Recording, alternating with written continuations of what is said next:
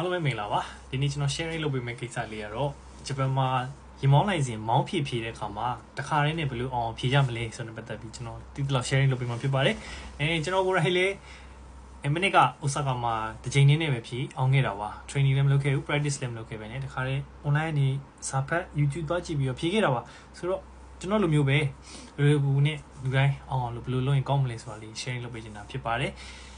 ကိစ္စလေးကြောင်းဗီဒီယိုလေးရနေရှိပါမယ်ပေါ့ပထမဆုံးအနေနဲ့ဖြည့်မဲ့နေ့မှာမဖြည့်ခင်မှာရောပေါ့တီးရမယ်ရေဘူးရချက်လက်လေးရှိပါတယ်၃ခုရှိပါတယ်ရေဘူးရချက်လက်တီးရမှာအဲ့ဒါပါလဲဆိုရင်ပထမဆုံးအဝတ်အစားနဲ့ပတ်သက်ပြီးတတိထားစီခြင်းပါတယ်အဓိကတော့ဘောင်းမီပေါ့ဘောင်းမီရှည်ဝတ်စေခြင်းပါတယ်ဖက်နှက်ကိုညက်ဖက်နှက်လုံးဝမစီးပါနဲ့စနီကာစီးတော့ပါဒါမှမဟုတ် safety shoe ပဲရှိဆိုရင် safety shoe ပဲစီးတော့ပါအဓိက6ရောက်လုံးနဲ့ဖက်နှက်ဖြစ်ရင်ရပါပြီညက်ဖက်နှက်ကတော့လုံးဝမစီးပါနဲ့ NG ပါဒါနံပါတ်1ချက်နံပါတ်2ချက်ကကိုနဲ့ instructor ကြားမှာကိုစာမွေးစင်မဲ့ instructor ကြားမှာ connection ရှိပါစေကားတဲ့ဝန်ထမ်းနဲ့ Ohio Gozaimasu Konnichiwa လောက်ကတော့လူတိုင်းနှုတ်ဆက်နိုင်မယ်လို့ထင်ပါတယ်ပြီးရင် तू ပြောတဲ့မောင်းနေတဲ့အချိန်မှာ तू ကဘယ်ကွေးပါညာကွေးပါလေဆိုတာ तू ပြောမှာပါဘယ်မန်းလေးမှာရက်ပါဆိုတာအဲ့ဒီအချိန်မှာကိုနောက်ကနေလိုက်ပြီး तू ပြောပြရတယ် hi ဆိုတာမျိုးလေးနောက်ကနေလိုက်ပြီးပြောပြပါ तू နဲ့ကိုနဲ့ကြားမှာ connection ရှိပါစေပေါ့ဆိုတော့ဒါနံပါတ်1ချက်ပါနံပါတ်3ကဘာလဲဆိုအလင်းမလိုရပါဘူးရေးကြည့်ပါလေအလင်းလိုစရာမလိုပါဘူး तू ကစစ်တာကကားမောင်းကျွမ်းကျင်မကျွမ်းကျင်စစ်တယ်ဆိုတာထက်ရင်စည်းကဲလမ်းစည်းကဲလိုက်နာနိုင်လားတိလားနားလေလားဆိုတော့စစ်တဲ့အတွက်ကြောင့်အလင်းလိုစရာမလိုပါဘူးဆိုတော့အဲ့3ခုကိုယူကနေနဲ့တိထားသင့်ပါလေမဖြေခင်ပေါ့အဝေးစားအထူးသဖြင့်ဖနက်စနီကာစီတော့ပါဒုတိယကတော့ instructor နဲ့ကိုယ်နဲ့ကြားမှာ connection ရှိပါစေတတိယကအလင်းမလိုပါနဲ့အဲ့3ခုယူကနေနဲ့တိထားပါနောက်ထပ်ကကိုနဲ့ကိုတော့ပြီးဖြေတော့မယ်ဖြေမဲ့ရမှာဖြေတော့မယ်ဆိုရင်ကြိုးပြီးတော့ပါတနားရီဖြစ်ဖြစ်2နာရီဖြစ်ဖြစ်ကိုမောင်းပြရမယ် ABC လမ်းကြောင်းရှိပါတယ်အဲ့လမ်းကြောင်းကိုမမောင်းခင်တနားရီကြိုးသွားပြီးတော့လေးလာလို့ရပါတယ်မျက်စိနဲ့ကြည့်ပြီးတော့နန်းလေးတော့နည်းကျင်းနေနန်းလေးကကိုယ့်ရမှာသတိထားတယ်နန်းလေးကတော့တိုက်နိုင်ကြီးရှိတယ်သတိထားပြီးမောင်းရမယ်ဆိုတော့မျိုးကိုခေါင်းထဲမှာမှတ်ထားပါအရင်ဆုံးကိုတော့စိတ်ကူးရင်ပြီးမောင်းကြည့်ပေါ့တနားရီ2နာရီလောက်ကြိုးသွားပြီးတော့ဆိုတော့အရေးကြီးပါတယ်ကဲဖြေရတော့မယ်ကိုနာမည်ခေါ်နေပြီကိုနံပါတ်ရောက်လာပြီဆိုတော့ကားစီသွားကားကိုတက်မတက်ပါသေးနဲ့ကားရဲ့ရှေ့ကိုသွားအောက်ကိုငုံကြည့် check လုပ်ပါပြီးရင်ကားရဲ့နောက်ကိုသွားအောက်ကိုငုံကြည့် check လုပ်ရှေ့နောက် check ပြီးတော့ဆိုရင်ကားလေးဝင်မယ်ဆိုရင်ကားလေးဝင်ရတော့မှာမလို့တကားပေါက်စီသွားတကားပေါက်တော့ပြီးချက်ချင်းမဝင်ပါသေးနဲ့အောင်ဘေးညာရှေ့နောက်တစ်ချက်လှည့်ကြည့်လိုက်ပါပဝင်းကြီးကိုစစ်တဲ့အနေနဲ့ပေါ့စစ်ပြီးမှကားလေးဝင်ပြီးတော့ပြီဆိုရင်ထိုင်ကုန်ပေါ်ထိုင်ပြီးရဆိုရင်ထိုင်ကုန်ကိုချိန်မှာရှေ့နောက်အပေါ်အောက်ကိုနဲ့ comfortable ဖြစ်မဲ့ position လောက်ကိုချိန်ပြီးတော့ရင်ခပတ်ပတ်ပါအရေးကြီးပါတယ်ခပတ်ပတ်ပါခပတ်ကလိမ့်မနေပါသေးနဲ့အပြန့်လိုက်လေးဖြစ်အောင်ပတ်ပါ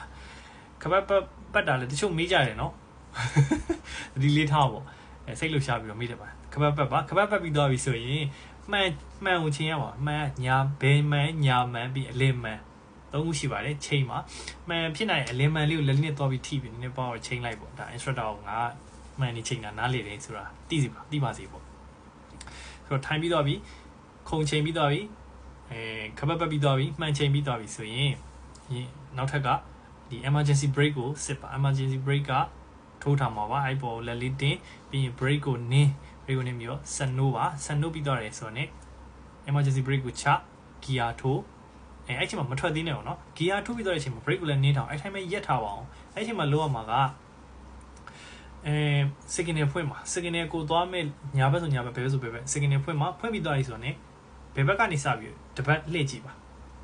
ပထမဆုံးကြည့်ရမှာကဘယ်ဘက်နောက်ကခုံရဲ့ passenger မှန်ကိုလမ်းပြီးတော့ကြည့်ပါပခုံးကိုကြော်ပြီးတော့လှည့်ပြီးကြည့်ပါရိုးလေးလိုကြည့်လို့လည်းမရပါဘူးနောက်ကိုဒီကိုလှမ်းပြီးကြည့်ပါ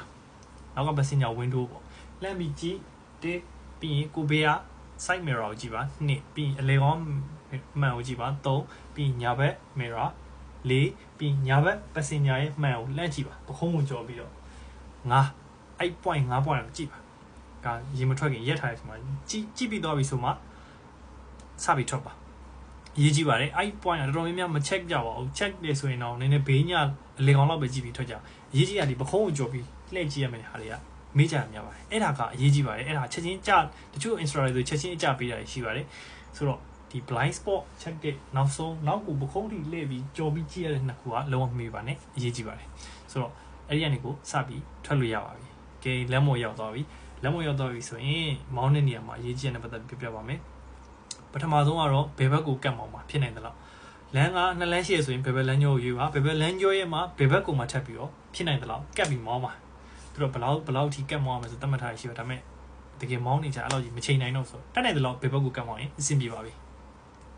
ဒါမောင်းနေတဲ့အချိန်မှာ instructor အမြန်မောင်းပေးပါလို့ပြောတဲ့အချိန်မှာအနည်းဆုံး40လောက်ထိတော့ရောက်အောင်မောင်းပါ speed limit ထိမရောက်ပြန်ရင်လေမြန်မရောက်ပြန်ရင်လေ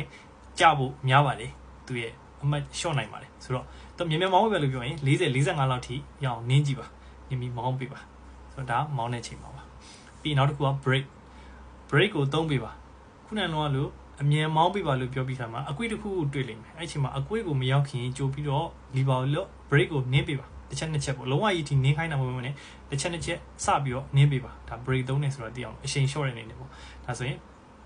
အဲ့ brake သုံးတာလည်းအရေးကြီးပါတယ်မကြသုံးပေးပါနောက်တစ်ခုက signal ပါ signal ကတော့လုံးဝမေ့လို့မရပါဘူးသူကလည်း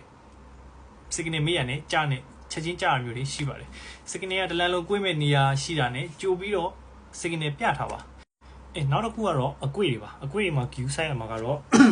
ဘယ်ကွေ့တွေဆိုရင်ညာဘက် mirror တစ်ချက်ရင်ကြည့်နောက်ထပ်ကြည့်တယ်ပေါ့ညာဘက် mirror တစ်ချက်ကြည့်အလေ mirror ကြည့်မယ်ဘေး mirror ကြည့်မယ်ပြီးရင်နောက်က passenger ရဲ့ mirror ထိပါလှမ်းပြီးပခုံးကနေကြော်ပြီးကြည့်ပေးပါဒီလိုထိကိုကြည့်ပေးပါဒီလိုလေးကြည့်ရုံနဲ့မရပါဘူးကြာပါလိမ့်မယ်ရေးကြည့်ပါလေဥပမာညာဘက်ကွေ့မယ်ဆိုရင်လေဘယ်ဘက်ကဟောင်းဘယ်ဘက်ကနောက်ထပ်ကြည့်ရမယ်ဘယ်ဘက်က mirror ကြည့်အလေ mirror ကြည့်ညာဘက် mirror ကြည့်ပြီးညာဘက်ကမှနောက်က passenger mirror ထိကြည့်ပါဆိုတော့ရေးကြည့်ပါလေနောက်တစ်ခုက S အကွေ့တွေပါ S အကွေ့တွေကတော်တော်များစိုးရင်ကြတော့ပါအဲ့လောက်ကြီးမစိုးရင်ကြပါနဲ့ S အကွေ့ကမတိုက်ရင်အောက်ပါလေမတိုက်ဖို့ကအရေးကြီးပါတယ်3ချိန်လောက်ထိလေနောက်ပြန်ဆုပ်လို့ရပါတယ်ကိုကမသေးကြဘူးနီးနေတယ်ထင်တယ်ကိုစိတ်ထဲမှာနီးနေတယ်ထင်တယ်ဆိုရင်နောက်လေးကိုပြန်ဆုပ်လိုက်ပါ3ချိန်ထိဆုပ်ခွင့်ရှိတဲ့အတွက်ကြောင့် ACC မောင်းလို့ရပါတယ်အဓိကမတိုက်ဖို့ပါပဲဘန်ပါနဲ့ဘေးက platform နဲ့တော့ထိလိုက်ရင်ကြောက်များပါတယ်အဲ့ဒါလေးပဲ use side ပေးပါနောက်တစ်ခုကတော့ကိုမောင်းနေတဲ့လမ်းကြောင်းမှာတစ်ခုနဲ့ပိတ်ထားတာပါပစ္စည်းတစ်ခုကိုချထားပြီးပိတ်ထားတာဖြစ်အဲ့လိုအချိန်မှာဆိုရင်လမ်းကြောင်းပြောင်းအောင်ပါမယ်လမ်းကြောင်းပြောင်းရတဲ့အခါမှာလေကွေ့တဲ့ခါတွေနဲ့ခက်စင်မှာအရင်ဆုံးကိုလမ်းကြောင်းပြောင်းမဲ့ညာဘက်ဆိုညာဘက် signal ရင်ပြပြီးသွားတယ်ဆိုရင်ညာဘက်မှန်ကိုတစ်ချက်ကြည့်ညာဘက်ကနောက်ကမှန်ကိုထိပါပခုံးကြော်ပြီးတော့လှည့်ကြည့်ပြီးရင်ဖြည်းဖြည်းချင်းကွေ့ပါဖြည်းဖြည်းချင်းအဲ့လမ်းပေါ်တက်ပါလမ်းပေါ်တက်ပြီးသွားပြီဆိုရင်ညာဘက်ပေါ်တက်လိုက်ပြီဆိုရင်ညာဘက်တိုင်းဆက်မသွားပါနဲ့အဲ့ပိတ်ထားတဲ့ဟာကြော်သွားပြီဆိုရင်ဘယ်ဘက်ကိုပြန်ပြီးကွေ့ပေးပါဘယ်ဘက်ကိုပြန်ဝင်တဲ့ခါမှာလဲညာဘက်ကိုတက်ခဲ့တဲ့အတိုင်းပါပဲ signal အရင်ပြဘယ်ဘက်ကမှန်ကိုကြည့်ဘယ်ဘက်ကနောက်က passenger မှန်ဒီပါလှည့်ကြည့်ပြီးမှဝင်ပါဖြည်းဖြည်းချင်းဝင်ပေါ့အဲဆိုရင်အဆင်ပြေပါပြီနောက်ထပ်အရေးကြီးတာတစ်ခုကတော့ရက်တာပါမီနီပဲဖြစ်ဖြစ်တူမာလဲဆိုင်းမှာပဲဖြစ်ဖြစ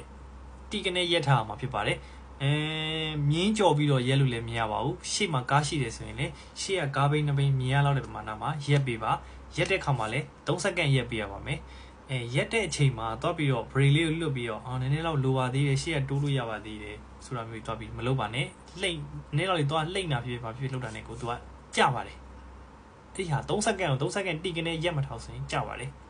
ဆိုတော့အရေးကြီးပါတယ်ရက်တဲ့နေရာမှာတီကနေရက်ထားပါ brake ကိုဖိနေထားပါ3စက္ကန့်ရက်ပါ3စက္ကန့်ကိုလည်းပါးစပ်ကနေထုတ်ပြီးတော့ရီနေလို့လည်းရပါတယ်အချီနီဆန်သွားလိုက်ပါသွားပြီဆိုတဲ့အခါမှာလည်းရက်ပြီးစပြီးသွားတဲ့အခါမှာဆိုရင်တန်းပြီးမောင်းထပ်မသွားပါနဲ့ရှေ့လေးကိုတိုးဘယ်ကြည့်ညာကြည့်ပြီးမှလန်ကူးပါအဲ့ဒါအရေးကြီးပါတယ်ကူးတယ်လန်ကူးပြီးတော့ကွေ့တဲ့ခါမှာလည်းဘယ်ဘက်ကိုကွေ့တယ်ဆိုရင်ညာဘက်လမ်းကြောင်းကြီးထိရောက်မသွားပါစေနဲ့ဘယ်ဘက်လမ်းကြောင်းမှာဆိုကိုကွေ့ရင်ကွေ့တဲ့လမ်းကြောင်းလေးတိုင်းပဲဝင်အောင်ကွေ့ပါညာဘက်ကွေ့မယ်ဆိုရင်လည်းဘယ်ဘက်လမ်းကွေ့ပြီးသွားတဲ့အချိန်မှာဘယ်ဘက်ကိုကတ်ပြီးရအောင်မောင်းပါအဲ့ဒါရေးကြည့်ပါတယ်တချို့ဆိုကြပါတယ်တချို့မဟုတ်ပါဘူးကြပါတယ်ဘယ်ဘက်ကိုကွေ့တဲ့အချိန်မှာညာဘက်လမ်းကြောင်းရောက်သွားတဲ့အချိန်မှာအဲ့ချိန်မှာ instructor အကြပေးတာများပါတယ်ဆိုတော့တက်နိုင်တယ်လို့လမ်းကြောင်းတိုင်းမှန်လေးကွေ့နိုင်အောင်ကြိုးစားပါနောက်ထပ်တစ်ခုကလူကူးမြင်းများတွေပါလူကူးမြင်းများတွေမှာကတချို့တွေကတော့လုံးဝရက်ဖို့အကြံပေးပါတယ်တချို့ကတော့မရက်ဆရာမလို့ဖြည်းသွားဖို့အကြံပေးတာကြည့်ရတာရှိကြပါတယ်အဲ့ဒါတော့ဘလို့နေအဆင်ပြေပါတယ်ကဲဆိုဒီဘက်လုံးမောင်းပြီးသွားပြီဆို instructor ရက်အမေနေရာကိုပြောပါလိမ့်မယ်နောက်ဆုံးမှာဆိုတော့သူပြောတဲ့နေရာကိုသွားရက်ပါရက်အမေနေရာထဲကြော်ပြီးလည်းမရက်မိပါစေနဲ့တားကြီးလူတဲ့နေရာမှာလည်းမရက်မိပါစေနဲ့အဲ့ဒါလည်းအမှတ်ပေးပါတယ်အရေးကြီးပါတယ်ဆိုတော့ရက်လိုက်ပြီးရက်ပြီးသွားပြီဆိုတော့ ਨੇ emergency brake ကိုထိုးပါ emergency brake ထိုးပြီးသွားရင် parking ထိုးပါ parking ထိုးပြီးသွားရင်ခပတ်ဖြုတ်ဆက်ကိုရက်နော်ဆက်ကိုရင်ရက်ပါဆက်ရက်ပြီးမှခပတ်ဖြုတ်ပြီးတော့တော့အဲ့တိုင်းပဲထည့်ထားပါတော့မနှုတ်လိုက်ပါနဲ့